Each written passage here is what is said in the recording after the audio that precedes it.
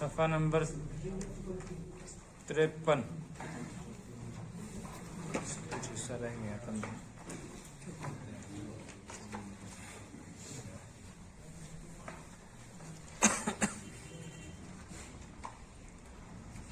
اعوذ باللہ من الشیطان الرجیم بسم اللہ الرحمن الرحیم ان الذين يكفرون بآيات الله ويقتلون النبيين بغير حق ويقتلون الذين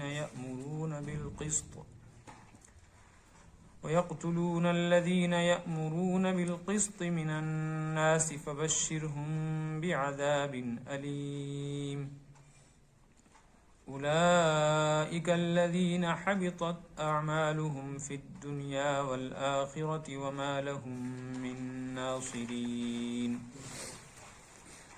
ألم تر إلى الذين أوتوا نصيبا من الكتاب يدعون إلى كتاب الله ليحكم بينهم ثم يتولى فريق منهم وهم معرضون ذلك بأنهم قالوا لن تمسنا النار إلا أياما معدودات وغرهم في دينهم ما كانوا يفترون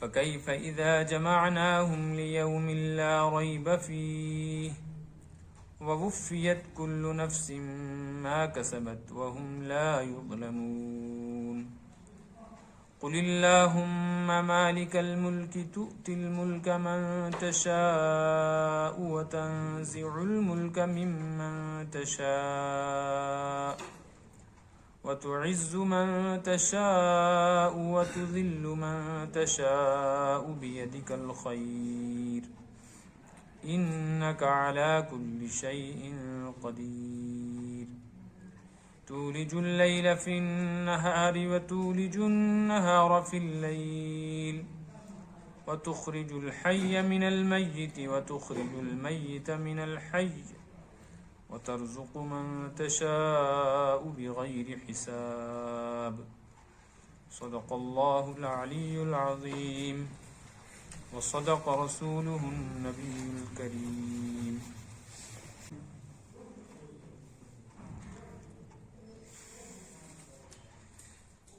سورہ آل عمران میں جب شروع ہوئی تھی تو ایک بات خاص طور پہ بتائی گئی تھی کہ یہ سورت اصل میں یہود و نصارہ کے بہت سارے اعتراضات اور ان کے غلط نظریات کے رد میں اور جوابات میں، اور یہ بات پہلے آ گئی ہے سورہ بقرہ میں کہ یہ دونوں یہود بھی اور نصارہ بھی دو عظیم الشان پیغمبروں کی امت ہیں، اور یہ امت اس وقت تک تھی جب تک نبی کریم صلی اللہ علیہ وسلم کی دعوت کا پیغام ان تک نہیں پہنچا تھا، اور دونوں قومیں اپنے آپ کو آسمانی مذہب کے پیروکار سمجھتی ہیں. یہودی بھی کہتے ہیں ہم اللہ کے نبی پر ایمان رکھتے ہیں اور ہمارے پاس آسمانی کتاب. عیسائیوں کا بھی یہی دعویٰ ہے. آپ صلی اللہ علیہ وسلم کی تشریف آوری، آپ کی بعثت تک ان کے یہ دعوے بالکل صحیح تھے، لیکن ان کے ہاں ایک بڑا نازک مسئلہ یہ تھا، یہودیوں میں زیادہ یہ بیماری تھی کہ انہوں نے عام یہودیوں کو اپنی مذہبی کتاب تورات سے دور رکھا تھا. اب جو چند اجارہ دار لوگ جن کا قبضہ تھا تورات پر، جس چیز کو وہ دین بنا کر پیش کرتے تھے عوام اسی کو دین سمجھتے تھے، اور وہ اس چیز کا بڑا خیال رکھا کرتے تھے وہ چند لوگ جو اس زمانے کے علماء تھے کہ اپنے مفاد کی بات کریں، اور جہاں کوئی زد پڑتی ہو وہاں تورات سے کوئی ایسی دلیل من گھڑت پیش کر دیں کہ لوگ ان کو چھوڑ دیں، باقیوں کو اگر کوئی سزا ملتی ہو ان کو کسی جرم کی سزا نہ ملے، اور یہ تورات کے نام پر خوب دنیا کما سکے۔ یہی حال عیسائیوں کا تھا۔ اب جب تورات اور انجیل کی موجودگی میں قرآن پاک آ گیا تو ان سے مطالبہ تھا قرآن پاک کو تسلیم کریں۔ تو یہاں ایک بات قابل غور ہے، انہوں نے انکار قرآن پاک کو تسلیم کرنے کے سلسلے میں کیا ہے، اور حضور اکرم صلی اللہ علیہ وسلم کی نبوت کو ماننے سے انکار کیا ہے۔ بظاہر یہ اپنے مذہب کو ماننے کے سلسلے میں دعوے دار تھے کہ ہم جو اللہ کی طرف سے لایا ہوا دین حضرت موسیٰ کے ذریعے سے ہم تک پہنچا ہے، حضرت عیسیٰ کے ذریعے سے ہم تک پہنچا ہے، اسی کے پیروکار ہیں، لہٰذا ہم ایمان والے ہیں۔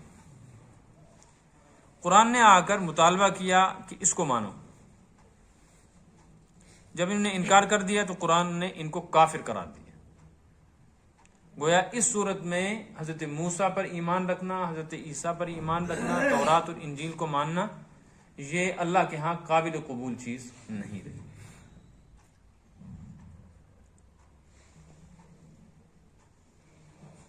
تو مدینہ منورہ میں جو یہودی رہتے تھے، وہ یہودی اصل میں اپنی نسبت کرتے تھے ان لوگوں کی طرف جنہوں نے پچھلے دور میں برائیاں کی تھی، اور اپنی برائیوں پر پردہ ڈالنے کے لیے کبھی اپنے آپ کو وہ کہتے تھے نحن ابناء اللہ، ہم اللہ کی اولاد ہیں،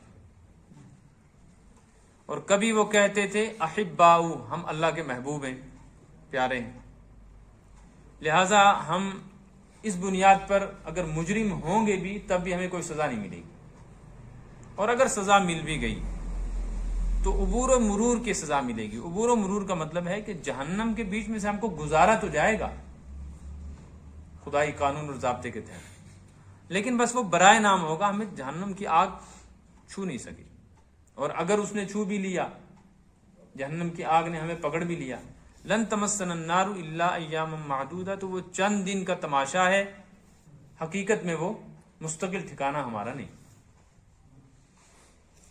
یہ غلط نظریات اتنے پھیلائے تھے ان کے علماء نے کہ عوام کے دل میں یہ بات بیٹھ گئی ہوئی تھی، یقین تھا کہ اب قیامت کے دن ہمیں کوئی سزا نہیں ہو سکتی۔ اس سلسلے میں قرآن پاک نے جگہ جگہ ان کا رد کیا ہے۔ ان الذین یکفرون بآیات اللہ، جو لوگ اللہ کی آیتوں کا کفر کرتے ہیں۔ کفر اصل میں کہتے ہیں انکار کرنے کو، چونکہ کافر اللہ کا انکار کرتا ہے، اور اگر اللہ کے وجود کا انکار نہ کرے تو اللہ کی صفات کا انکار کرتا ہے، اور اگر وہ صفات کا بھی انکار نہ کرے، شرک نہ کرے، جیسے بعض یہودی مشرک نہیں تھے، بعض یہودی مشرک نہیں تھے، سب یہودیوں کا یہ عقیدہ نہیں تھا کہ حضرت عزیر اللہ کے بیٹے، اکثر کا یہی خیال تھا، کچھ لوگ اس سے بچے ہوئے بھی۔ تو پھر کفر اس بنیاد پر تھا کہ وہ حضور اکرم صلی اللہ علیہ وسلم کی نبوت کو تسلیم نہیں کرتے، اور قرآن پاک کو اللہ کا کلام اور اللہ کی کتاب ماننے کو تیار نہیں، اس بنیاد پر ان کو کافر قرار دیا گیا۔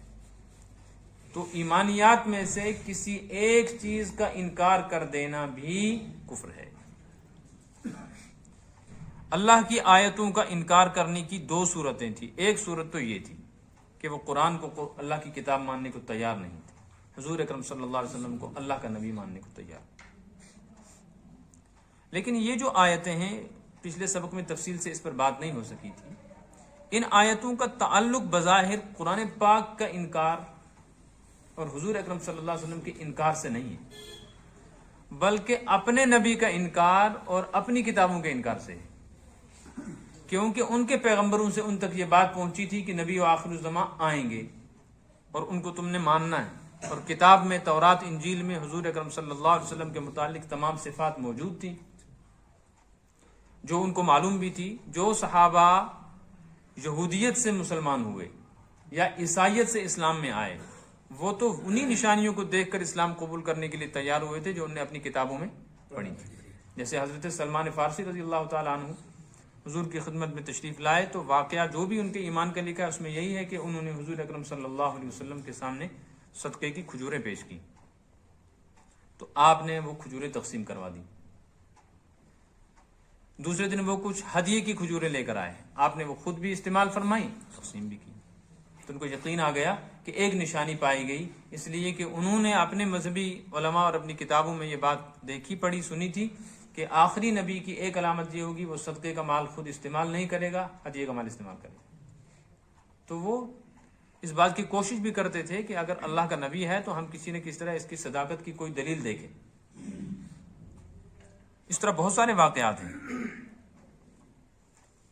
چونکہ انہوں نے اللہ کے نبی کا انکار کیا، قرآن کا انکار کیا، اور ان چیزوں پر ایمان لانے کا بیان ان کی کتابوں میں موجود تھا، اس لیے حقیقت میں انہوں نے اپنی ہی کتابوں کا اور اپنے نبی کی بات کا انکار کر دیا، اور یہی انکار وہ پہلے کرتے آئے تھے۔ حضور صلی اللہ علیہ وسلم کے اس دنیا میں تشریف لانے سے پہلے وہ اس چیز کا انکار کرتے تھے کہ انہوں نے اسی زمانے میں کفر شروع کر دیا تھا، اور اس کی جو صورتیں بھی رہی ہوں گی، نتیجے کے طور پہ جب بھی کوئی نبی ان کے سامنے کوئی حق بات لے کر آتا تھا اور ان کو یہ لگتا تھا کہ یہ حق بات ہمارے خلاف ہے، اس سے ہم کو ظاہری اعتبار سے نقصان ہے، تو وہ انبیاء کرام علیہم الصلوۃ والسلام کو راستے سے ہٹا دیا کرتے تھے۔ یقتلون النبیین بغیر حق، قتل کرتے تھے وہ نبیوں کو ناحق۔ بغیر حق کا مطلب ہے کہ اگر کوئی آدمی کسی کو قتل کرتا ہے تو اس کے قتل کی کوئی جائز دلیل اس کے پاس ہوتی ہے، میں اس کو کیوں قتل کر رہا ہوں، یا اب اگر یہ آدمی اپنے پاس دلیل رکھتا ہے غلط، تب بھی یہ قتل کرنے کے لیے کوئی نہ کوئی بہانہ تو بتاتا ہے، کہ جیسے مثلا اسلامی نظام میں جن لوگوں کو قتل کرنے کی اجازت بلکہ حکم ہے، اس میں ایک مرتد ہے، ایک زانی ہے، وہ آدمی جو شادی شدہ ہو، بیوی موجود ہوتے ہوئے شادی شدہ ہو اور پھر بھی بدکاری کرے، اس کو قتل کیا جائے گا، سنسار کرے، اس کو رجم کہتے ہیں اور اس کو قصاص کہتے ہیں، قتل میں قتل کرنے۔ اور ایک ارتداد کا قتل ہے، اور ایک بغاوت کا قتل ہے کہ امیر المومنین کے خلاف کوئی آدمی بغاوت کرے، اسلامی نظام میں حکومت میں پھوٹ ڈالے۔ اب اگر کوئی ایسا مجرم پکڑا جائے اور اس کو قتل کر دیا جائے تو اس کے لیے دلیل موجود ہے کہ نہیں؟ موجود ہے۔ ایک دوسرا آدمی ہے، وہ چوری کرتا ہوا پکڑا گیا اور صاحب خانہ نے اس کو چوری کے جرم میں پکڑ کے قتل کر دیا۔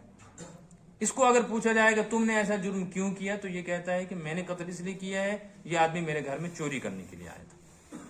شریعت نے چور کو قتل کرنے کی اجازت نہیں دی، اس نے دلیل تو پیش کر دی لیکن یہ دلیل غلط ہے، پھر بھی اس کے پاس دلیل موجود ہے کہ نہیں؟ اپنے بچاؤ کے لیے کہہ سکتا ہے اس نے مجھ پر حملہ کرنے کی کوشش کی تھی، مکان کو آگ لگانے کی کوشش کی، عزت پہ حملہ کرنے کی کوشش کی، کوئی نہ کوئی سچا یا جھوٹا ثبوت۔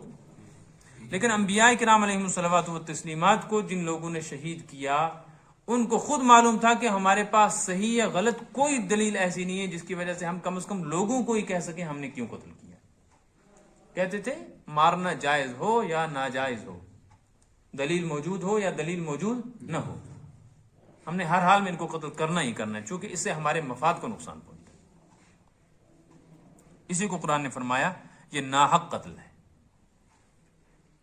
اس سے ایک بات اور بھی معلوم ہو گئی، وہ یہ کہ کچھ قتل ایسے ہیں جو حق پر مبنی ہیں، لہذا شریعت نے جن کو قتل کرنے کی اجازت دی ہے ان کے لیے شرعی حکم موجود ہے، دلیل موجود ہے، تو جو قصاص میں مارا جائے گا، ردت یعنی ارتداد کی صورت میں مارا جائے، یا بغاوت کے جرم میں مارا جائے، یا اسی طرح سنسار کر دیا جائے، تو یہ قتل ناحق نہیں ہے، یہ قتل برحق ہے، ان کو قتل کرنے کی شرعی اجازت ہے۔ دوسری بات یہ تھی ان میں برائی کہ اگر انبیاء موجود نہ ہوں لیکن سوسائٹی اور معاشرے میں امر بالمعروف اور نہی عن المنکر کرنے والے، برائیوں سے روکنے والے اور اچھائیوں کی تبلیغ کرنے والے لوگ موجود ہوں تو یہ ان کو بھی زندہ نہیں رہنے کا حق نہیں دیتے تھے، ان کو بھی قتل کر دیتے۔ اور یہ انہوں نے پہلے بھی کیا کہ ایک بڑی جماعت یہود و نصارہ کی ایسی تھی جو رہبان احبار تھے، علماء تھے اور عبادت گزار تھے، اور وہ چاہتے تھے کہ ہماری سوسائٹی میں سدھار آئے، لیکن مفاد پرست لوگوں نے خود غرضوں نے ان کو بھی شہید کر دیا۔ اس میں پیچھے بات آ گئی تھی، ایک روایت موجود ہے کہ ایک ہی دن میں 43 پیغمبروں کو اور ان کے بعد ان کے حق میں اٹھنے والی آواز کی پاداش میں 170 علماء اور صلحاء کو انہوں نے قتل کیا۔ اور سورہ یاسین شریف کے دوسرے رکوع میں ایک واقعہ بستی کا بیان کیا گیا، وہاں ایک ہی دن میں ایک ہی بستی میں 3 نبیوں کو شہید کیا، اور ان نبیوں کی صداقت پر پھر آواز اٹھانے والے یا ان کے حق میں آواز بلند کرنے والے حبیب نجار نام کے ایک آدمی کو بھی شہید کر دیا، جس کے بارے میں قرآن کہتا ہے اس نے کہا تھا اتبعوا من لا يسألكم اجرا وهم مهتدون، نالائکو تم ان پیغمبروں کو کس جرم میں قتل کرتے ہو، ان نے تم سے کیا مانگا؟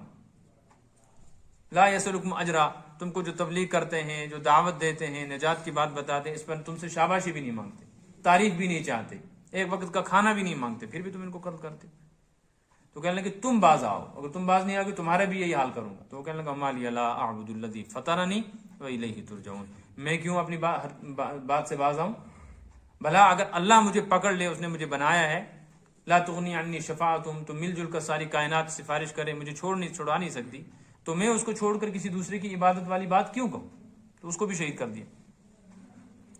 تو یہ ان کا وتیرہ تھا۔ فبشرہم بعذاب علیم، خوشخبری دیجئے ان کو عذاب علیم کی۔ یہاں ایک سوال ہے، سوال یہ ہے کہ یہ جو یہود مدینہ تھے، انہوں نے کسی نبی کو قتل نہیں کیا تھا، تو پھر ان کو کس چیز کی خوشخبری سزا کی سنائی جا رہی ہے؟ ان کو کس چیز کا طعنہ دیا جا رہا ہے؟ اس کا جواب یہ ہے کہ یہ اپنی ان لوگوں سے بیزاری کا اعلان نہیں کرتے تھے، یہ ہرگز یہ کہنے کو تیار نہیں تھے کہ ہمارے آباء و اجداد سے غلطیاں ہوئی ہیں۔ اگر یہ اتنا کہہ دیتے تو پھر قرآن یہ انداز اختیار نہ کرتا۔ اس سے ایک بات معلوم ہوئی کہ غلط آدمیوں کا ساتھ دینے والے، ان کی حمایت کرنے والے اور غلط نظریات عقائد پھیلانے والے اور برائیاں پھیلانے والے لوگ جو ہیں وہ تو مجرم ہیں، جو ان کا ساتھ دیتے ہیں یا ان کو روکتے نہیں اور خاموشی اختیار کر لیتے ہیں، وہ بھی انہی کے ساتھ ہیں اور قیامت میں انہی کے ساتھ اٹھائے جائیں گے۔ یہ انداز اور اسلوب قرآن پاک میں کئی جگہ آیا ہے۔ فبشرہم، بشر بشارت سے بنا، اس کا مطلب ہے خوشخبری۔ تو عذاب علیم کا مطلب ہے دردناک عذاب، خطرناک عذاب، مہلک عذاب۔ تو مہلک عذاب کی خوشخبری کیسے ہوتی ہے؟ اس کی خبر تو بد خبر ہے۔ اس کا جواب ہے یہ ایسے ہی ہے جیسے کوئی آدمی محنت نہ کرے، کوئی بچہ محنت نہ کرے اور وہ فیل ہو جائے، تو اس کو تھپڑ دو چار مار کے باپ کہتا ہے لے یہ ہے انعام، تیرے رزلٹ کا انعام یہ۔ اسی طریقے سے جو مشرکین مکہ، یہود و نصارہ یا منافقین اسلام کے راستے میں رکاوٹ بنتے رہے، ان کو جہاں سزائیں سنائی جاتی ہیں نا، وہ اس بنیاد پر اس کو بشارت کہا جاتا ہے کہ یہ حقیقت میں خوشخبری نہیں ہے، بد خبر ہے، لیکن چونکہ بڑے ذوق و شوق سے یہ حرکتیں کر رہے ہیں برائی کی، اور اسی حرکت پر ان کو سزا ملنے والی ہے، تو جس چیز کو چاہت سے کر رہے ہیں نا، مزے کے لیے کر رہے ہیں، اس چیز پر جو نتیجہ آنے والا ہے اس کے لیے بھی ان کو خوش رہنا چاہیے۔ یہ قسم کا طعنہ ہے۔ عذاب علیم، دردناک عذاب۔ آخرت کا اور دنیا کا ہر عذاب دردناک ہے، لیکن وہ عذاب ایسا ہے کہ اس سے عذاب کو خود تکلیف محسوس ہو رہی ہو۔ جیسے حدیث میں آیا ہے کہ جہنم میں ایک جگہ ہے، ایک وادی ہے، وہ اتنی خطرناک وادی ہے کہ جب قیامت کے دن اللہ تعالیٰ جہنمیوں کو جہنم میں ڈال کے اس کا ڈھکن کھولیں گے، اس میں سے جو آگ نکلے گی تو جہنم کی آگ بھی اس کی وجہ سے چلائے گی۔ اور جہنم کی آگ کے بارے میں روایات میں یہ آیا ہے کہ جہنم کی آگ اتنی خطرناک ہے کہ اگر کسی جہنمی کو جہنم کی آگ میں سے نکال کر دنیا کے علاوہ میں جلتی ہوئی آگ میں ڈال دیا جائے، اسے اس آگ کے مقابلے میں دنیا کی آگ میں ایسا آرام آئے گا کہ نیند آ جائے گی۔ اب کیسی آگ ہوگی؟ اسی لیے اس کو کہا گیا عذاب علیم۔ تو جہنم کے اندر جو عذاب ہے نا، اس عذاب سے جہنم خود تکلیف محسوس کرتی ہے۔ اسی لیے روایت میں آیا ہے کہ جہنم کو اللہ پاک نے جلایا اور ٹھنڈی جہنم کو اللہ پاک نے ٹھنڈا کیا۔ جہنم کے دو حصے ہیں، ایک ٹھنڈا ہے ایک گرم۔ تو جب خوب جلایا، جہنم جل گئی، تو جہنم نے خود اپنی جلن کو محسوس کیا، تو اللہ پاک سے اس نے گزارش کی کہ پروردگار، میں اپنے اس آگ کی تپش کی وجہ سے خود جل رہی ہوں، مجھے ایک سانس لینے کی اجازت دی جائے کہ میں اپنی گرمی تھوڑی سی باہر نکالوں۔ تو اللہ پاک نے اسے صرف ایک سانس لینے کی اجازت دی۔ اب جو ٹھنڈی جہنم تھی اس کو اتنا ٹھنڈا کیا گیا کہ اس کی ٹھنڈک سے خود جہنم کو تکلیف ہونے لگی، تو اس نے کہا پروردگار مجھے ایک سانس لینے دے تاکہ اندر کی سردی تھوڑی سی باہر نکالوں، اس سے مجھے تکلیف ہوئی۔ تو اللہ پاک نے اس حصے کو بھی ایک سانس لینے کی اجازت دی۔ روایات میں آتا ہے کہ قیامت تک روئے زمین پر جو گرمی اور سردی کا بار بار موسم آتا ہے، یہ اس ایک سانس کا اثر ہے۔ یہاں جو گرمی ہوتی ہے نا، ہر 6 مہینے گرمی اور 6 مہینے تو سردیاں ہیں، یہ اس سردی کو تقسیم کر دیا گیا ہے قیامت تک کے لیے اس پر۔ اگر وہ ایک سانس ایک ساتھ کسی موسم میں آ جائے تو پھر تو کچھ بھی باقی نہ رہے۔ اس لیے جہنم کے عذاب کو قرآن پاک عذاب علیم کہتا ہے، دردناک عذاب، کہ وہ تو ایسا عذاب ہے، اس عذاب کو عذاب ہو رہا ہے، تو جس کو ڈالا جائے گا اس کا کیا حال ہے۔ اولئک الذین حبطت اعمالهم فی الدنیا والآخرہ وما لهم من ناصرین، یہ وہ لوگ ہیں کہ ان کے اعمال دنیا آخرت میں برباد ہیں، دنیا میں ان کے اعمال برباد، آخرت میں ان کے اعمال برباد۔ حبطت حبط سے بنائے، حبط کے معنی ہیں ضائع ہو جانا، ضائع ہونے کی دو صورتیں، ایک صورت یہ ہے کہ عمل ہی نہ لکھا جائے، محنت کی جائے، حاضری دے مزدور لیکن اس کی حاضری درج نہ، دوسری صورت یہ ہے کہ محنت کرے، اس کی حاضری درج ہو لیکن اس کو جس وقت اجرت ملنی چاہیے اس وقت انکار کر دیا جائے کہ اجرت نہیں ملے گی۔ یہ دو صورتیں سمجھ میں آ رہی ہے بات؟ اب یہاں ایک مسئلہ سمجھیں، عقیدے سے تعلق ہے اس مسئلے کا۔ اگر کوئی کافر نیکی کرتا ہے، اصلی کافر، اس کی نیکی لکھی جاتی، نیکی، اور اس کو دنیا میں اس نیکی کا فائدہ ملے گا، مثلا سخاوت کی، ہمدردی کی لوگوں کے ساتھ، سچ بولا تو سچ کے جو فوائد ہیں وہ اس کو ملے گے، اس کی نیکی درج ہو گئی، کچھ نہ کچھ فائدہ۔ لیکن آخرت میں چونکہ نیکیوں کا اجر ملے گا جنت کی صورت میں، اور وہاں داخلے کے لیے ایمان چاہیے، لہٰذا جنت نہیں ملے گی، وہاں کے اعتبار سے ان کے اعمال ضائع ہو گئے، ضائع کا مطلب ہے اجر نہیں ملا، گو حاضری درج ہو گئی، نیکیوں کا اجر ملے گا۔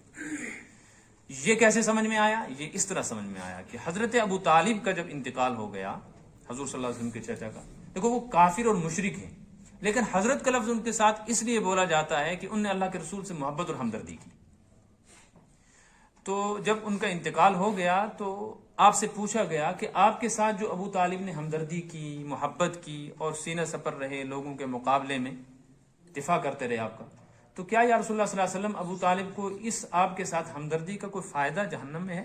آپ نے فرمایا ہاں، اس کو جہنم میں صرف میرے ساتھ محبت کی وجہ سے اتنی سزا دی جا رہی ہے کہ لوہے کی آگ کی جوتیاں ان کو پہنائی گئی، اور اندر اندر ان کا جل رہا ہے کہ اس آگ کی جوتیوں کی وجہ سے ان کا پورا اندر اور دماغ ایسے کھول رہا ہے جیسے ہانڈی میں پانی کھولتا ہے۔ تو کوئی فائدہ تو ہوا نا، کفر کے باوجود فائدہ ہو گیا نیکی کا، اللہ کے رسول کے ساتھ ہمدردی کا فائدہ۔ یہ مسئلہ سمجھ میں آ گیا؟ ایک حبط کی صورت یہ ہے، دوسرے حبط کی صورت جس میں حاضری ہی درج نہ ہو، یہ کس کے ساتھ ہو؟ یہ اس آدمی کے ساتھ ہے جو ایمان والا ہے اور مسلمان ہو کر پھر یہ آدمی مرتد بن جائے۔ تو علماء فرماتے ہیں کہ ارتداد سے پہلے حالت اسلام میں جو نیکیاں اس نے کی تھی نا، وہ نیکیاں ایسے مٹا دی جاتی ہیں جیسے پینسل سے لکھنے کے بعد ربڑ سے مٹ جاتا ہے، وہ ان کا وجود ہی باقی نہیں رہتا۔ اب اگر یہ دوبارہ مسلمان بن جائے گا تو بھی اس کو ان نیکیوں کا کوئی فائدہ نہ دنیا میں ملے گا نہ آخرت میں ملے گا۔ اب اس کو آپ سمجھو مثال سے، شریعت میں حج کتنی مرتبہ فرض ہے ایک شخص پہ؟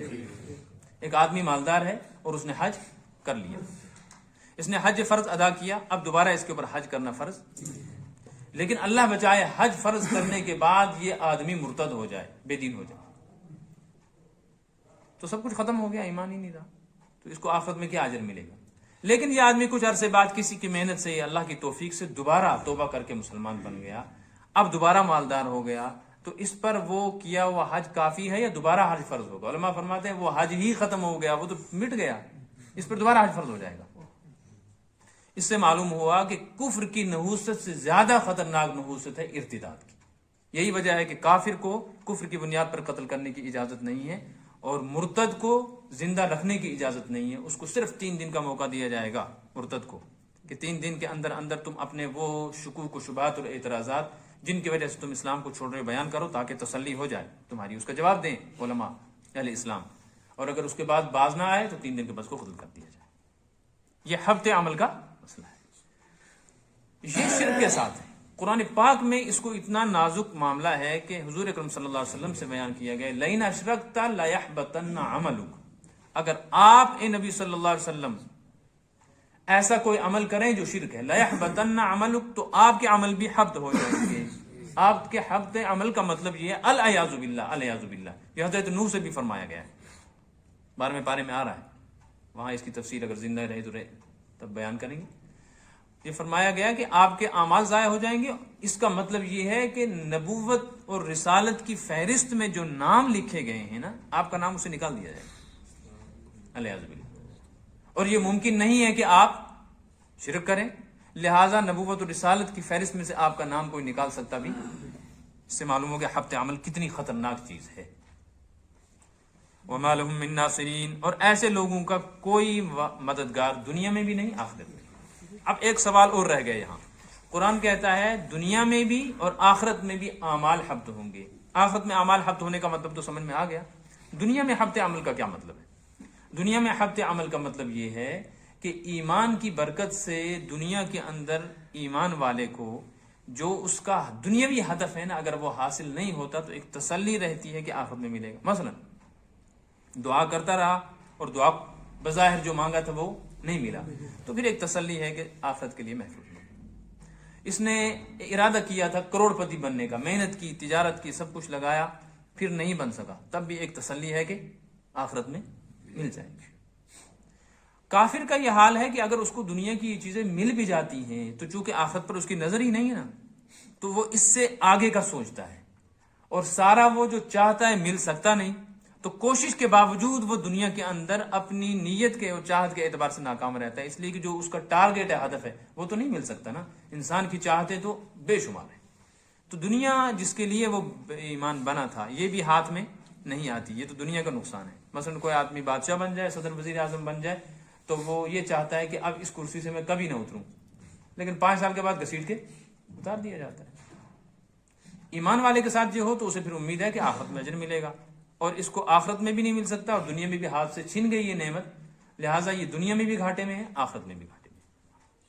اسی ریلیٹڈ ہے نا وہ من ترک صلاۃ متعمدا فقد حبط عمله، وہ سمجھائیے پورا۔ ہاں وہ اب پہلے سبق پڑھ لیتا ہوں، پھر اس کے بعد جہاں سوال جواب ہوگا وہاں آپ ذہن میں رکھیں، وہاں سبق رہ جائے گا۔ الم تر الی الذین اوتوا نصیبا من الکتاب، اے نبی صلی اللہ علیہ وسلم کیا آپ نے دیکھا نہیں ان لوگوں کو جن کو اوتوا نصیبا من الکتاب، جن کو کتاب کا حصہ دیا گیا؟ آپ نے دیکھا نہیں، میں نے اس پر پہلے بھی بات کہی گئی ہے کہ الم ترا کا اصل مطلب ہے کیا آپ نے دیکھا نہیں، مطلب اس کا یہ ہوتا ہے کیا آپ کو معلوم نہیں، اس لیے کہ دیکھ کر آدمی کو کوئی چیز معلوم ہی ہوتی ہے نا، تو مطلب ہے کیا آپ کو معلوم نہیں۔ اس سوال کے 2 معنی، ایک ہے یہ سوال استفہام انکاری کہ کیا آپ کو معلوم نہیں، جواب میں یہ آنا چاہیے کہ ہاں معلوم ہے۔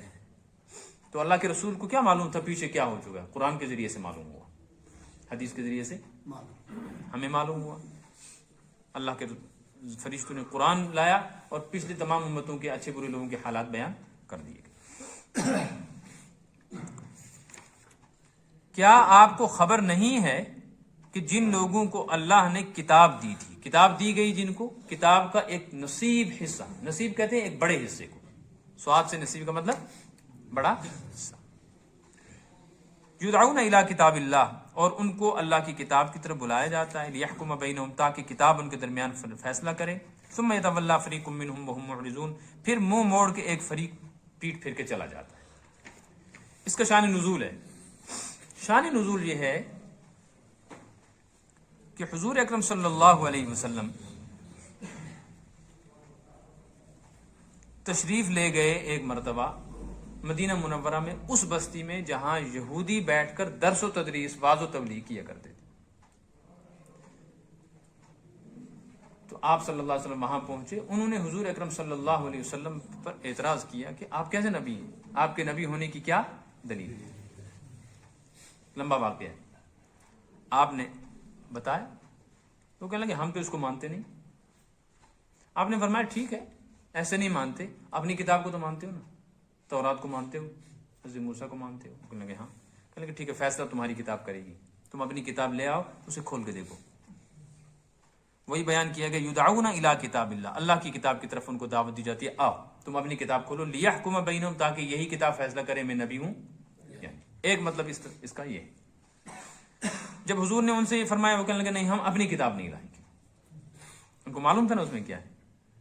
تو جب انکار کیا، دلیل مانگی، جب دلیل آپ نے پیش کی کہ جب میری دلیل نہیں تو اپنی کتاب لاؤ، اس سے میں دلیل دیتا ہوں،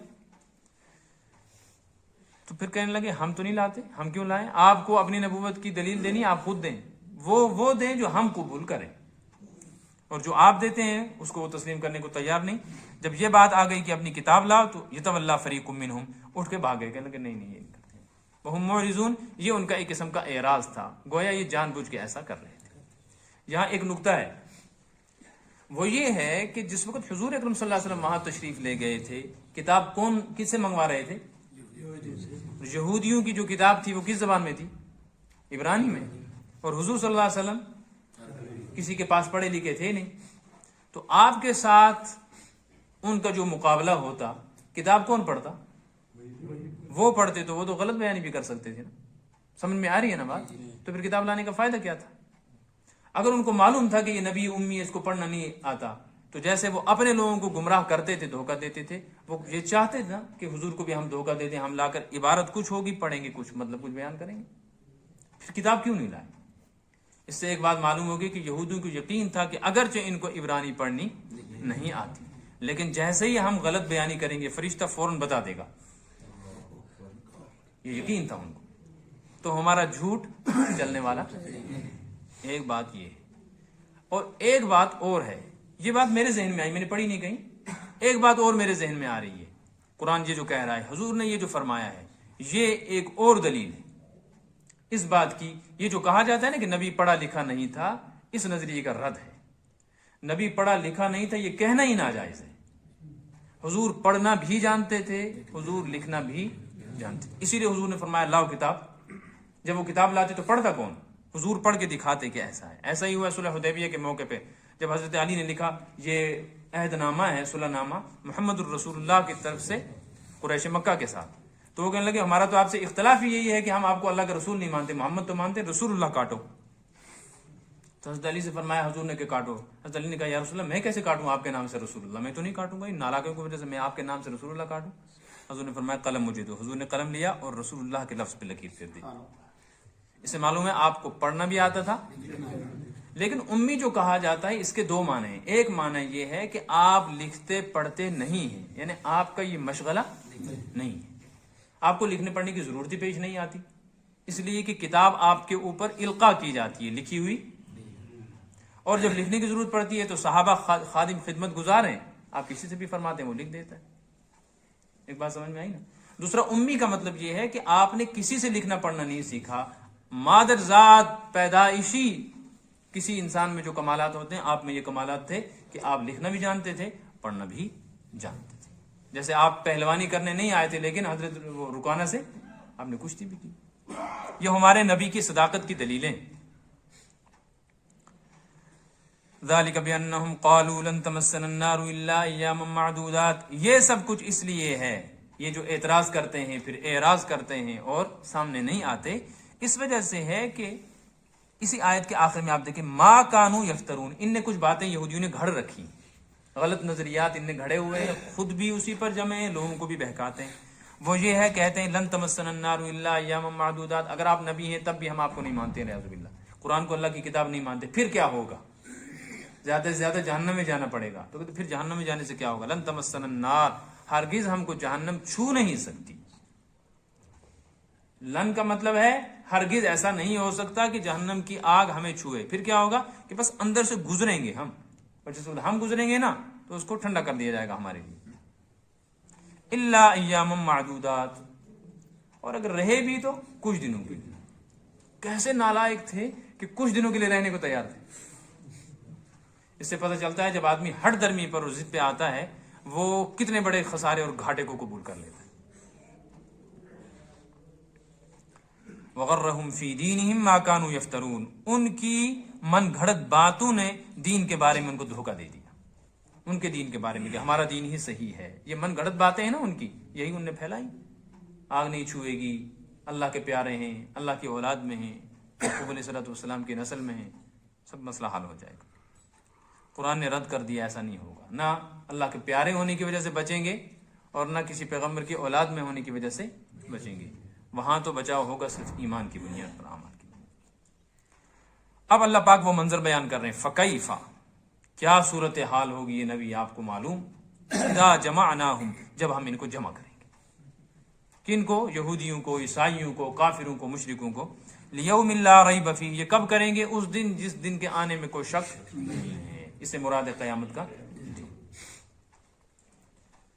وَوُفِّيَتْ كُلُّ نَفْسٍ مَّا كَسَبَتْ وَهُمْ لَا يُظْلَمُونَ. اس دن ہر کسی کو اس کے بد عمل کا بدلہ پورا پورا مل جائے گا. وَهُمْ لَا يُظْلَمُونَ، اور کمی نہیں ہوگی. یہاں لا یظلمون کے دو معنی ہیں. ایک مطلب یہ ہے کہ ظلم نہیں ہوگا، زیادتی نہیں ہوگی. ایک مطلب ہے کمی نہیں ہوگی. ظلم اصل میں دو چیزوں کو کہتے ہیں. حق والے کو حق نہ دینا، اس کی دو صورتیں ہیں. یا تو اس پر زیادتی کرنا یا اس سے کچھ چھین لینا، اسی کو ظلم کہتے ہیں. تو لا یظلمون کے دو معنی. ایک مطلب یہ ہے کہ جتنا ان نے جرم کیا ہوگا اس سے زیادہ سزا نہیں دیں گے، اور جہنم میں جو سزا ہوگی وہ ان کے جرم کے بالکل برابر ہوگی. یہ ایک اعتراض کا جواب ہے. یہ میرے ذہن میں ایک بات آ رہی ہے. اعتراض یہ ہے، عقل کہتی ہے انسان کی، کہ دنیا کا قانون یہ ہے کہ اگر کوئی بڑے سے بڑا مجرم بھی جیل میں چلا جاتا ہے تو اس کی ایک حد اور لمٹ ہے. 12 سال، 15 سال، 20 سال. سزائے عمر 14 سال ہے. اب اس کو ختم کر دیا حکومت نے. اب تو کوئی عدالتوں کا نظام ایسا ہے. تب بھی ایک اور بات سمجھ میں آتی ہے، عمر سزا کا مطلب ہے جب تک یہ زندہ ہے. اس کے بعد پھر تو اس کو چھٹی مل جائے گی نا، پھر تو جیل میں نہیں رہے گا. بات سمجھ میں آ رہی ہے نا؟ جرم اس نے کتنی دیر کیا؟ 1 گھنٹے میں، 2 گھنٹے میں، 1 رات میں، 2 رات میں. اور سزا کتنی مل گئی؟ 10 سال، 20 سال، 30 سال. بہرحال یہ بری ہو گئے. اور ساری زندگی جب عمر قید کے مجرم کو عدالت بری نہیں کرتی اور وہ جیل میں رہتا ہے تو حکومتیں آواز اٹھاتی ہیں. آواز اٹھائی جاتی ہے کہ عمر سزا کا مطلب ہے 14 سال، 21 سال، 18 سال. اس کو تو 30 سال ہو گئے، اس کو کیوں بری نہیں کیا جاتا؟ اس پر حکومتیں آواز اٹھاتی ہیں. عوام میں انتشار پیدا ہوتا ہے، جلسے جلوس، احتجاج شروع ہو جاتا ہے. تو ایک آدمی ہے، اس نے 40 سال، 50 سال، 60 سال، 70 سال، زیادہ سے زیادہ 100 سال زندگی گزاری. اس 100 سال کی زندگی میں نابالغی کا زمانہ نکال دو، 12 سال، 15 سال، باقی رہ گئے 85 سال. 85 سال اس نے کفر کی حالت میں گزار دیے ہیں. سزا اس کو کتنے سال ہونی چاہیے؟ 85 سال. یا 85 سال کے بدلے میں دگنا کر لو، 170 سال. 10 گنا کر لو جی، 1700 سال. لیکن یہ عقل میں نہیں آتی ہے بات کہ ایک آدمی کفر کرتا ہے 70 سال، 40 سال، اور وہ ابد آباد کے لیے جہنم میں چلا گیا اور اس کو وہاں کوئی چھٹی نہیں مل رہی ہے. ایسی جگہ پھنسا ہے جا کر کہ جہاں اس کی سزا کبھی ختم نہیں ہوگی. وہ وقت ہی کبھی نہیں آئے گا جب اس کی سزا ختم ہو. تو بظاہر سزا جرم سے زیادہ ہوئی کہ نہیں ہوئی؟ یہ کہ اعتراض ہے نا. اس کا جواب دیا وہم لا یظلمون، کہ نہیں، یہ تم کو نظر آ رہا ہے. جرم کی نوعیت الگ ہوتی ہے. قتل کرنے میں کتنا وقت لگتا ہے؟ 1 منٹ. اور سزا کیا ملتی ہے؟ قتل کے بدلے میں قتل. اور بدکاری اور زنا کرنے میں 5-10 منٹ. اور شراب پینے میں، اس سے نشے کی حالت میں آدھا دن. لیکن اس کی اتنی خطرناک سزا نہیں ہے شراب پینے کی. تو یہ دنیا کا قانون بھی ہے کہ بعض جرائم اتنے خطرناک ہوتے ہیں کہ وہ جرم کرنے میں تو 2 منٹ لگتے ہیں، لیکن سزا اس کی موت ہے. تو اللہ کے ساتھ بغاوت کرنا یہ اتنا بڑا جرم ہے کہ ہمیشہ اس آدمی کو اب اگر جہنم میں رہنا پڑ رہا ہے اور جہنم کی طرح طرح کی عذاب سزاؤں کا سامنا کرنا پڑ رہا ہے، تو بالکل یہ ساری سزا اس کے جرم کے مطابق ہے، اس سے زیادہ. اس سے معلوم ہوا کفر کتنی خطرناک چیز ہے اور کتنا بڑا جرم. اللہ نے ہمیں بغیر ہمارے مانگے اور بغیر ہماری استعداد و صلاحیت کی یہ نعمت ایمان دی. ہمیں اس کی قدر نہیں ہے. قدر تو تب معلوم ہوگی جب مٹی اور ریت کے ذروں کی طرح اٹھا کر بڑی مخلوق جہنم میں ڈالی جائے گی اور اس وقت ایمان والے بچیں گے، تب پتہ چلے گا کیسی نعمت تھی. اور یہ تو اللہ نے بغیر مانگی دی. اس پر اللہ کا شکر کرنا چاہیے.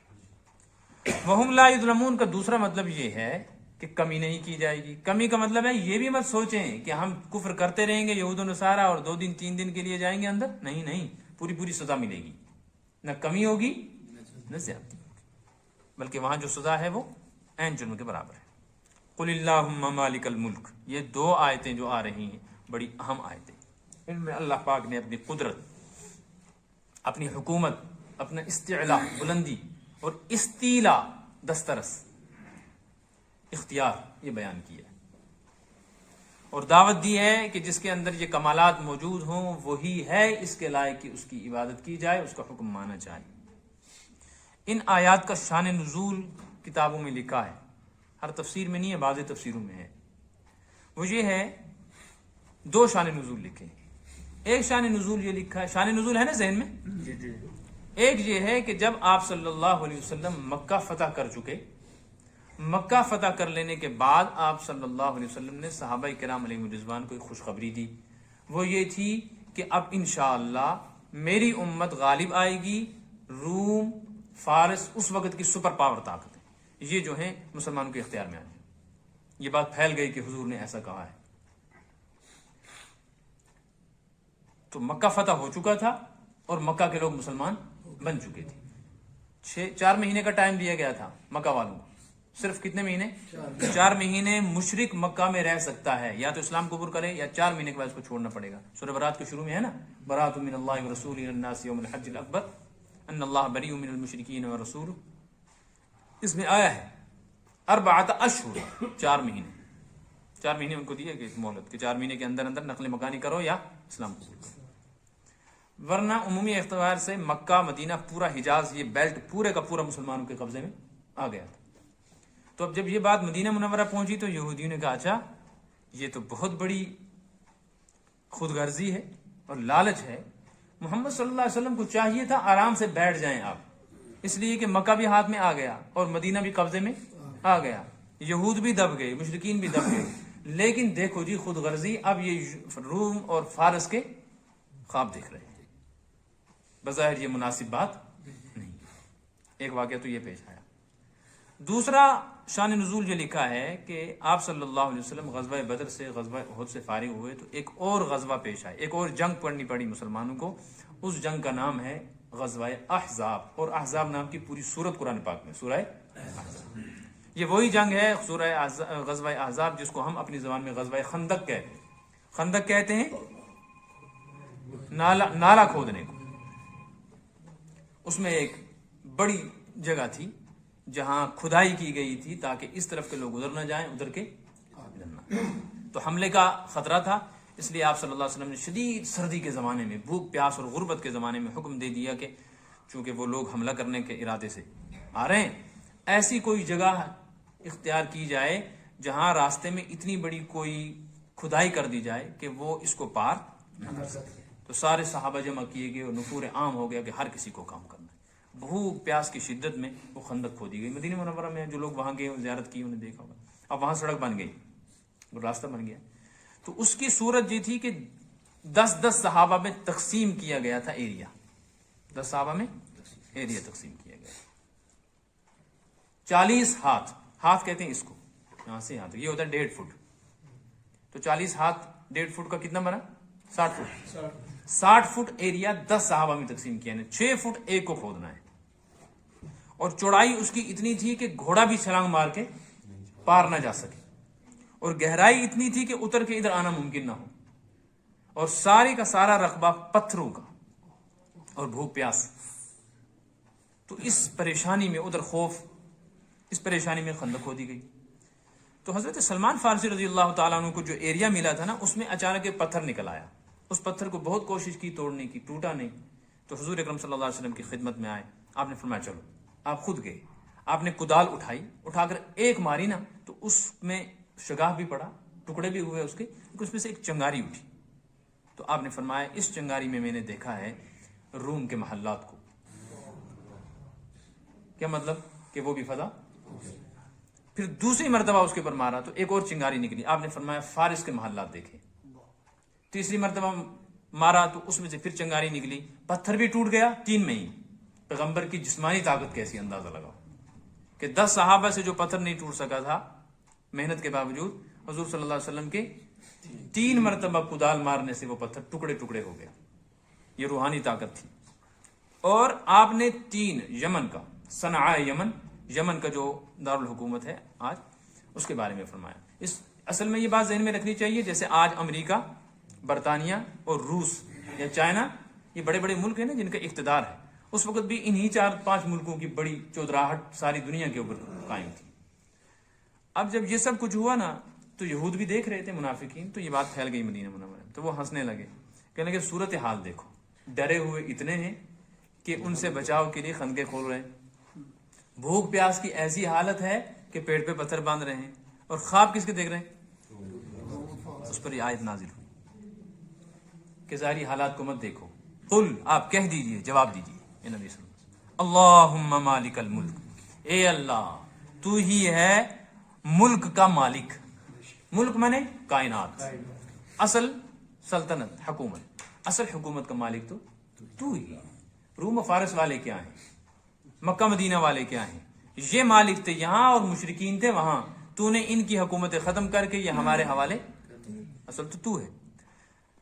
تو اسی طرح روم و فارس اور یمن ہے، تو تل ملک من تشاء، جسے تو چاہتا ہے اسے حکومت دے دیتا ہے. وہ تنزع الملک ممن تشاء، جس سے چاہتا ہے حکومت دینے کے بعد چھین لیتا ہے. وہ تعز من تشاء، جسے چاہتا ہے اسے تو عزت دے دیتا ہے. وہ تذل من تشاء، جسے چاہتا ہے عزت دے کر ذلیل کر دیتا ہے. یہ تو تیری قدرت اور طاقت ہے. یہ پیغام تھا. اصل میں یہ پیغام کس کو دیا جا رہا تھا؟ یہود کو، منافقین. لیکن انداز اختیار کیا گیا دعا کا. اس آیت میں غور کریں، یہ نہیں کہا گیا اے نبی آپ ان سے کہہ دیجئے کہ اللہ بڑی قدرت و طاقت والا ہے جسے چاہتا ہے عزت دیتا ہے، بلکہ یوں کہلوایا اے نبی یوں کہیے کہ اے اللہ تو ہی ایسا کرنے والا ہے. یعنی آپ دعا کریں، ہم دعا میں اثر رکھیں گے، قبول کریں گے، ذریعہ آپ کی دعا بن جائے گا، شرمندہ یہ خود ہو جائیں گے. اسے معلوم ہوا کہ جب مصیبت آتی ہے نا تو مصیبت میں خالی نعرے نہیں لگانے چاہیے، یہ ایک قسم کا نعرہ ہی تو ہے، لیکن انداز اختیار کیا گیا دعا کا. جب تک اللہ کے سامنے عاجزی انکساری نہیں ہوگی تو تمام اسباب طاقت کے باوجود ناکامی ہاتھ آئے گی. عزت و ذلت، نفع نقصان، حکومت کا دینا لینا، یہ سب کس کے اختیار میں؟ کیونکہ اصل مالک وہی ہے نا. تو مالک وہ ہے جسے چاہتا ہے کچھ عرصے کے لیے دے دیتا ہے. تو اے یہود اور منافقوں، تم یہ نہ سمجھو کہ ہم خود کر رہے ہیں، یہ اللہ کرے گا، لہٰذا تم کو تعجب نہیں ہونا چاہیے. پھر ایسا ہی ہوا، سب کچھ فتح ہو گیا. پھر فرمایا بیدک الخیر، آپ کے ہاتھ میں ہے بھلائی. خیر کا مقابلہ کیا ہے؟ شر. اس آیت میں شروع سے آپ دیکھو، تعز من تشاء، عزت دیتا ہے. عزت کا مقابلہ کیا ہے؟ ذلت. ذلت کا ذکر آیا. تؤتی، آپ عطا کرتے ہیں. تنزع، آپ چھین لیتے ہیں. دینے کا مقابلہ لینا، عزت کا مقابلہ ذلت. بیان ہو رہا ہے نا دونوں کا. تو بظاہر یہاں ہونا چاہیے تھا بیدک الخیر والشر، خیر اور شر بھی، لیکن صرف خیر کا ذکر کیا، شر کا نہیں کیا. اس کا یہ مطلب نہیں ہے کہ اللہ کے ہاتھ میں خیر ہے اور شر اللہ کے ہاتھ میں نہیں ہے، یعنی نقصان اللہ کے ہاتھ میں نہیں ہے اور خیر اللہ کے ہاتھ میں. بات سمجھ میں آ رہی نا؟ یہی نظریہ جن لوگوں قرآن پاک سے ہی ہر گمراہ فرقہ لیتا ہے دلیل. ایک گمراہ فرقہ رہا ہے، وہ کہتا ہے اللہ خالق خیر ہے، خیر تو اللہ نے پیدا کی، خالق شر نہیں. اللہ تعالیٰ شر کون پیدا کرے گا؟ کہتے چوری، بدکاری، بے حیائی، ظلم، قتل جو دنیا میں ہو رہا ہے یہ اللہ نے پیدا نہیں کیا ہے. اس کا خالق کون ہے؟ کہتے اس کا خالق انسان ہے، یہ خود کرتا ہے، اسی لیے اس کو سزا ملتی. بات سمجھ میں آئی نا؟ خالق خیر کو وہ کہتے ہیں یزداں. یزداں مانے جو اچھائیوں کا پیدا کرنے والا ہے، اور خالق شر کو وہ کہتے ہیں احرمن، شر کا پیدا کرنے والا. وہ بھی دلیل میں یہ پیش کر دیں، کہتے دیکھو قرآن کہتا ہے بیدک الخیر، اللہ کے ہاتھ میں کیا ہے. اب اس کا جواب دینا ہے نا کہ یہ کیوں اللہ نے فرمایا، شر کا ذکر کیوں نہیں کیا. اس میں ایک لطیف اشارہ ہے کہ اللہ ہی کے ہاتھ میں تمام امور، چاہے وہ خیر کے ہوں چاہے شر کے ہوں. لیکن یہ بات یاد رکھو کہ اللہ جو کرتا ہے وہ خیر ہی کرتا ہے، وہ شر نہیں. اب جو چیزیں شر کی ہیں، جو چیزیں شر کی ہیں، وہ شر کی چیزیں انسان کے اختیار کی وجہ سے اپنا اثر ظاہر کرتی ہیں، اگرچہ حقیقت میں ان کے اندر نفع بھی ہے نقصان بھی. ان کا شر جب ظاہر ہوتا ہے سبب کون بنتا ہے؟ انسان. مثال کے طور پہ ایک آدمی نے بندوق بنائی کسی کمپنی نے، بندوق کے اندر نقصان پہنچانے کی طاقت ہے نا، لیکن اس کو لائسنس ملتی ہے اس کمپنی کو، کیا بناؤ. اب یہ جو خریدتا ہے بندوق اس کو بھی کیا ملتی ہے، پھر یہ اٹھا کر گولی چلاتا ہے اور ایک آدمی مارا جاتا ہے، اس کو کہاں لے جاتے ہیں؟ تو جب بندوق بنانے پر کوئی سزا نہیں، خریدنے اور بیچنے پر کوئی سزا نہیں، لائسنسیں مل رہی ہیں، تو اب اس نے بندوق کا استعمال کیا، اس کو کیوں سزا ملی؟ اصل میں اس کو صحیح طریقے سے بھی استعمال کر سکتے تھے، غلط طریقے پہ. انہوں نے صحیح استعمال کرنے کی اجازت دی تھی، اس نے غلط طریقے پہ استعمال کیا، اس نے سزا ملی. بات سمجھ میں آ رہی ہے نا؟ چھری، چاقو، تلوار بہت سارے کاموں میں آتی ہے، کوئی اٹھا کر اس سے کسی کو قتل کر دے تو مجرم یہ ہوگا جس کمپنی نے یہ چھری چاقو تلوار بندوق بنائی ہے اس کے خلاف کوئی عدالت میں کیس دائر نہیں کیا۔ تو خیر اور شر جو ہے نا، اس میں خیر جب بھی ظاہر ہوتی ہے انسان کا عمل دخل نہیں ہوتا، یہ اللہ خود کرتا ہے، اور شر جب ظاہر ہوتا ہے عمل دخل کس کا ہوتا ہے؟ انسان کا۔ ایک تو جواب یہ ہے کہ اس سے امید کس چیز کی ہے؟ یقین بھلائی کا۔ دوسرا جواب یہ ہے کہ نہیں، اللہ نے خیر بھی پیدا کیا، شر بھی، اور اللہ ہی کے ہاتھ میں ہے خیر بھی اور شر بھی، لیکن جس کو ہم شر کہتے ہیں وہ ہمارے سوچنے کے اعتبار سے شر ہے، انجام کے اعتبار سے شر نہیں ہے۔ ہر وہ چیز جو ہمارے لیے بظاہر نقصان دہ ہے دنیاوی اعتبار سے، انجام کے اعتبار سے اس میں خیر ہے۔ ایک آدمی بیمار ہو گیا، تکلیف ہوئی کہ نہیں ہوئی؟ اس تکلیف میں کتنے لوگوں کی ہمدردیاں اس کو مل گئی، کتنے دنوں کا موقع مل گیا اس کو اللہ کو یاد کرنے کا، اور آخرت میں کتنے درجات بلند ہو گئے۔ تو انجام میں کیا ملا؟ خیر۔ ایک آدمی کا پیر پھسل گیا، گر گیا، مر گیا، گاڑی سے ایکسیڈنٹ ہو گیا، اس حادثے کا شکار ہو گیا، کسی نے اس کو مار دیا۔ تو یہ جو چیزیں ہیں اسباب کے درجے میں شر ہے نا، لیکن آخرت میں کیا ملا؟ تو انجام کے اعتبار سے، انجام کے اعتبار سے کفر میں بھی خیر ہے۔ کفر میں خیر ہے ایمان والوں کے لیے۔ اگر کفر نہ ہوتا تو ایمان والوں کو جنت کیسے ملتی؟ بات سمجھ میں آئی نا؟ ہاں، یہ مطلب ہے بیدک الخیر۔ انجام کے اعتبار سے ہر شر بھی خیر ہی ہے۔ اب جن کو شر کا برا اثر پہنچتا ہے وہ استعمال کی وجہ سے پہنچتا ہے۔ کافر اگر کفر نہ کرتا تو پھر جنت میں چلا جاتا، لیکن جنت میں جانے کے لیے ایمان ضروری تھا، تو ایمان کو پہچانتے کیسے جب تک کفر پیدا نہ ہوتا؟ عدل و انصاف سمجھ کیسے آتا جب تک ظلم نہ ہوتا؟ روشنی کا کیسے پتہ چلتا جب تک اندھیرا نہ ہوتا؟ انجام کے اعتبار سے ہی۔ انک علی کل شیء قدیر، بے شک آپ ہر چیز پر قدرت رکھنے والے ہیں۔ قدرت کا مطلب ہے اختیاری طاقت۔ قدرت کس کو کہتے ہیں؟ ایک ہے طاقت کا ہونا، ایک ہے پھر اختیار کا ہونا۔ جس مثال کے طور پہ ایک آدمی ہے، اس کے اندر پوری صلاحیت ہے کہ وہ ملک چلا سکتا ہے، لیکن جیتتا ہی نہیں ہے الیکشن میں، تو اختیار کہاں ملا؟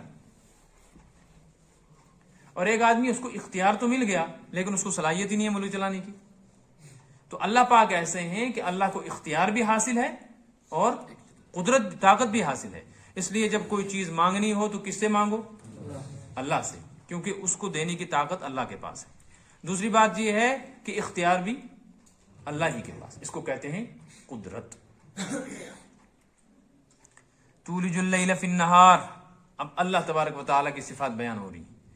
اے پروردگار، آپ داخل کرتے ہیں رات کو دن میں۔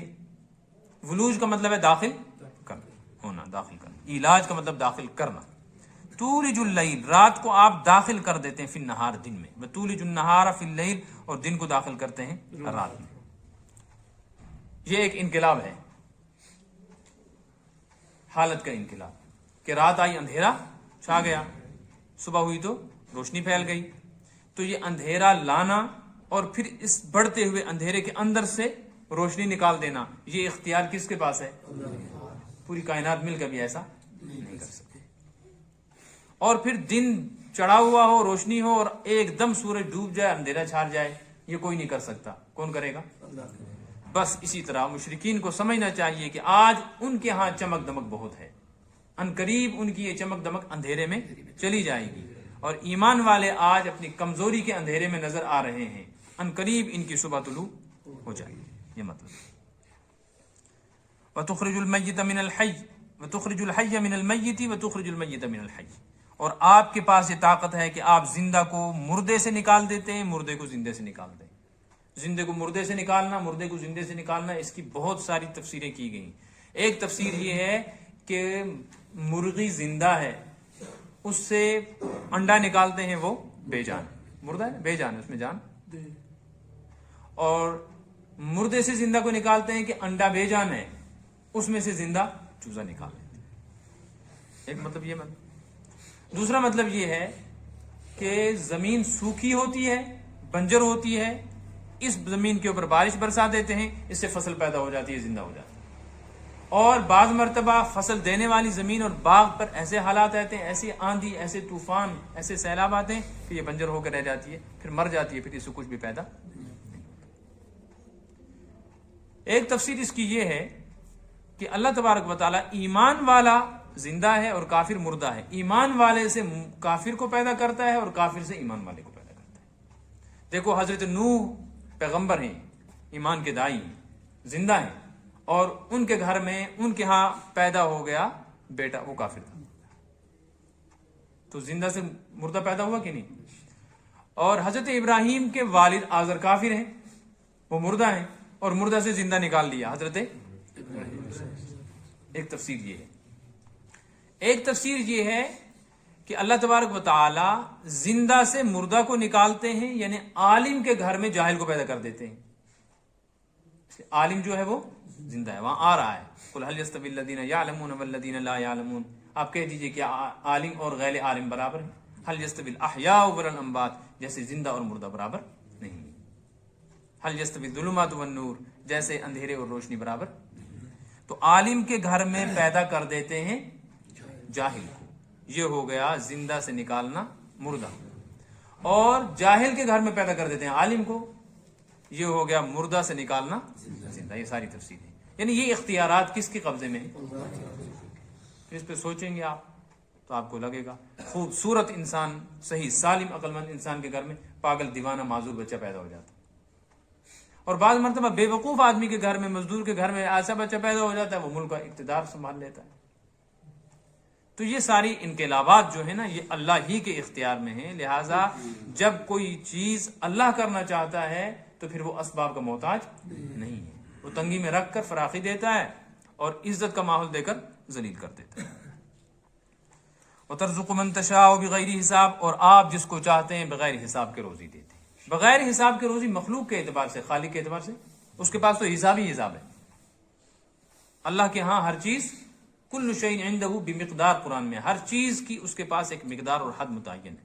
لہٰذا وہ جس کو جو دیتا ہے نا، یہ کہتے ہیں اس کو بے حساب ملا ہے، ان گنت ملا ہے. یہ ان گنت اور بے حساب ہمارے اعتبار سے ہوتا ہے کہ ہمارے کیلکولیٹر اس کو گن نہیں سکتے، اور ہماری تجوریاں، ہماری الماریاں، ہمارے بینک اس کو سنبھال نہیں سکتے. اتنی پراپرٹی ہوتی، ہم سوچ ہی نہیں سکتے، اندازہ نہیں لگا سکتے کتنا. کہتے اس کو بے حساب ملا.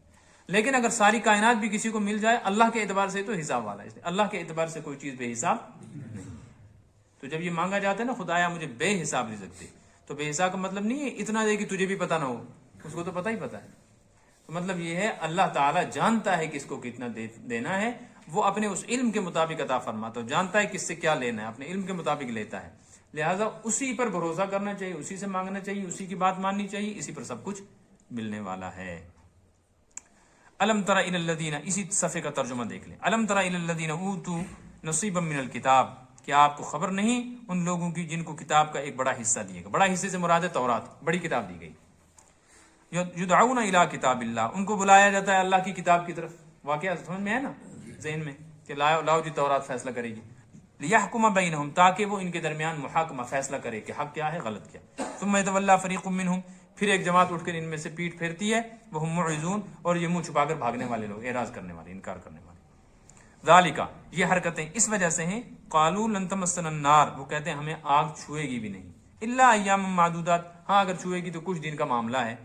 وغرہم فی دینہم ما کانوا یفترون، ان کے دین میں ان کو دھوکہ ڈال دیا ان کی من گھڑت باتوں نے. ایسے ہی مسلمانوں کا آج حال ہے کہ من گھڑت عقائد اور غلط نظریات ایمان کی شکل میں ان کے سامنے پیش کیے گئے ہیں، اسی کو تھام کر بیٹھے ہوئے ہیں. اللہ ہی اپنی حفاظت میں رکھے اور ہدایت دے. بہت سارے لوگ ان غلط عقائد پر جی رہے ہیں، انہی پر موت آتی ہے. قیامت کے دن ان کا کیا حال ہوگا قرآن کی اس آیت سے اندازہ لگایا جا سکتا ہے. اب اگر کسی کو صحیح عقیدہ مل گیا ہے نا تو اللہ کا شکر کرو. بہت سارے لوگ ہماری معلومات میں جو اپنی ساری زندگی کی قربانیاں دے کر دنیا سے گئے ہیں اور ساری زندگی کا گھر بار کا انہوں نے سرمایہ لگا دیا. میری معلومات میں، ہمارے سننے میں وہ لوگ آئے ہیں جنہوں نے اپنی اولاد کے لیے کچھ بھی نہیں چھوڑا، اپنی بڑی پراپرٹیاں سب کے سب کسی تنظیم پر، کسی تحریک پر لگا دی. مر گئے، قربانیاں دی انہوں نے، راتوں کو جاگے، لمبے لمبے سفر کیے، لیکن غلط نظریات تھے ان کے، غلط عقائد تھے. مر گئے، راہ راست ان کو نہیں ملی. ہم نے کچھ بھی نہیں کیا اور اللہ نے ہمیں ہدایت دی، صحیح عقیدہ دیا، قرآن کا صحیح نظریہ ہمارے سامنے آیا. اس پر اللہ کا شکر کرنا چاہیے. کبھی کبھی بیٹھ کر تھوڑی دیر کے لیے الحمدللہ رب العالمین پڑھتے رہنا چاہیے. یہ بڑی تعریف ہے اللہ کی. بعض علماء فرماتے ہیں اگر کوئی آدمی یہ قسم کھا لے کہ میں اللہ کی سب سے بڑی تعریف کروں گا، تو سب سے بڑی تعریف یہی ہے جو اللہ نے خود کی ہے، الحمدللہ. کبھی تنہائی میں بیٹھ کر شکر کرنا چاہیے. شکر کریں گے تو ایمان بچا رہے گا۔ فکیف اذا جمعناہم، تو کیا صورتحال ہوگی اس وقت جب ہم ان کو جمع کریں گے، لیوم لا ریب فیہ، اس دن ہوگا جس کے آنے میں کوئی شک نہیں، ووفیت کل نفس ما کسبت، اور ہر کسی کو اس کے عمل کا پورا پورا بدلہ ملے گا، وہم لا یظلمون، اور کمی زیادتی نہیں ہوگی۔ قل اللہم، اے نبی کہہ دیجئے کہ اے رب، اے اللہ، مالک الملک، تو ہی ہے حکومتوں کا اصلی بادشاہ، تؤتی الملک من تشاء، جسے چاہتا ہے حکومت دے دیتا ہے، تنزع الملک ممن تشاء، اور جب چاہتا ہے ان سے حکومت چھین لیتا ہے، تعز من تشاء، جس کو چاہتا ہے عزت دے دیتا ہے، وتذل من تشاء، اور جسے چاہتا ہے ذلیل کر دیتا ہے، بیدک الخیر، اچھائیوں اور ہر کام کا بھلا انجام تیرے ہی قبضے میں ہے، انک علی کل شیء قدیر، یہاں بھی ید کا مطلب ہاتھ ہے، لیکن یہاں ہاتھ نہیں کریں گے، یہاں کریں گے ترجمہ قبضہ، انک علی کل شیء قدیر، بے شک آپ ہر چیز پر قدرت رکھنے والے، ہر چیز پر، اب کوئی چیز خالی نہیں۔ تولج اللیل فی النہار، لیکن اب ہر چیز پر قدرت رکھنے کے باوجود ایک بات یاد رکھنی چاہیے، دعا مانگنے میں انہی چیزوں کو مانگنے کی اجازت ہے جو عقل کے مطابق ہوں۔ اللہ کے لیے کوئی چیز محال نہیں ہے، مگر جو مخلوق کے لیے محال ہو وہ نہیں محال۔ ساری زندگی مانگتے رہو، خدایا یہ میرا مکان جو ہے اس کو تو سونے کا بنا دے، تو اللہ تو بنا سکتا ہے، لیکن یہ دعا رائے گاں جائے گی، یہ بے وقوفی کی دعا ہے۔ پڑھنا لکھنا کچھ نہیں تو یا اللہ مجھ کو تو عالم بنا دے، تو ایسے اس کا ایک ضابطہ ہے، نہ نماز ہے، نہ روزہ ہے، نہ دین ہے، خدایا تو مجھے معاف کر کے قیامت میں اعلیٰ جنت کے درجے میں پہنچا دینا، نہیں، یہ بے وقوفی ہے۔ اس کے لیے پہلے عمل کرو اور اس کے بعد پھر ضابطے کا خیال رکھ کر مانگو۔ تولج اللیل فی النہار، آپ کی طاقت ایسی ہے کہ آپ رات کو داخل کر دیتے ہیں دن میں، وتولج النہار فی اللیل، اور دن کو داخل کرتے ہیں رات میں، وتخرج الحی، اس سے ایک بات اور بھی معلوم ہو گئی، داخل کرنے کا مطلب ہے کہ چیز ختم نہیں ہوتی، ایک چیز دوسری چیز میں داخل کر دی نا تو اب یہ داخل ہو کا مطلب ہے اندر چھپ گئی ہے، ختم، جیسے دیگ کے اندر چمچہ داخل کیا تو کیا چمچہ ختم ہو گیا؟ قرآن کہتا ہے رات کو دن میں داخل کرتے ہیں اور دن کو، اس سے مطلب ہے نہ رات ختم ہوتی ہے نہ دن، اصل میں رات ایک ہی ہے اور دن ایک ہی ہے، کبھی رات کو دن میں گھسا دیا جاتا ہے اندھیرا ہو جاتا ہے روشنی ہو جاتی ہے، اور کبھی دن کو رات میں گھسا دیا جاتا ہے اندھیرا ہو جاتا ہے۔ اب ہم اس کو گنتے ہیں، ایک دن ہو گیا، 2 دن ہو گیا، 3 دن ہو گیا، بات سمجھ میں آئی نا؟ اگر یہ بات سمجھ میں آ گئی تو یہ بات بھی سمجھ میں آ جائے گی کہ قیامت کے دن جب کافر سے کہا جائے گا کتنی دیر دنیا میں رہا، تو وہ کہے گا لبثت یوما او بعض یوم، ایک دن یا آدھا دن۔ وہ کیوں کہے گا ایک دن یا آدھا دن؟ کیا اسے کچھ یاد نہیں ہوگا کتنے دن گزارے؟ اس کو پتہ چلے گا کہ اصل میں تھا ہی ایک دن، وہ کبھی ٹارچ جلتی تھی کبھی بجھتی تھی، تو میں سمجھتا تھا کئی ٹارچیں ہیں، کئی ٹارچیں نہیں تھی، وہ ایک ہی ٹارچ تھی، وہ کبھی کھلتی تھی کبھی، تو یہ ایک ہی دن ہے کائنات کا، شروع سے آخر تک اور آخر سے شروع تک۔ اب مسئلہ یہ ہے کہ قرآن میں تو آیا ہے 6 ایام، 6 دنوں میں بنایا اللہ نے زمین و آسمان، تو اس کا مطلب یہ ہے کہ 6 دنوں کی جو مقدار ہے، 6 دنوں کا جتنا ٹائم ہے، اتنی دیر میں اللہ نے اس کو بنایا، اگرچہ وہ بہت جلدی بنا سکتا تھا، لیکن اس لیے تاکہ کام آہستہ آہستہ بندے کریں، جلد بازی نہ کریں، اور ایک دن کا وقفہ رکھا تاکہ بندے آرام بھی کریں۔ تخرج الحی من المیت، آپ زندہ کو نکالتے ہیں مردہ سے، وتخرج المیت من الحی، اور مردہ کو نکالتے ہیں زندہ سے، وترزق من تشاء بغیر حساب، جس چاہتے ہیں بغیر حساب کے بے حساب روزی دیتے ہیں۔ صدق اللہ۔ اللهم تقبل منا انك انت السميع العليم وتب علينا انك انت التواب الرحيم برحمتك يا ارحم الراحمين.